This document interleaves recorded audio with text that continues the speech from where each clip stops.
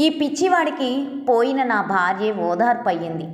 నా భార్య సావిత్రి బతికున్నంతకాలం ఒక మాట అనేది, భర్త పోయిన భార్య జీవితాన్ని సాఫీగా లాగగలదేమో కానీ భార్య పోయిన భర్త ఒక్కరోజు కూడా మనశ్శాంతిగా బతకలేడు అని. అందుకే నా భార్య సావిత్రి దేవుణ్ణి ఒక్కటే కోరుకునేది, నాకన్నా నా భర్త ముందు పోవాలని. బహుశా భర్త తన కళ్ళ ముందే పోవాలని, తన మాంగళ్యం తెగిపోవాలన్నది కోరుకున్నది ఒక్క నా సావిత్రే కాబోలు. కానీ దేవుడు ఆమె మొర వినలేదు, తననే ముందు తీసుకెళ్ళిపోయాడు. ఇప్పుడు నేను నా భార్య ఇచ్చిన భరోసాతో బతుకీడుస్తున్నాను.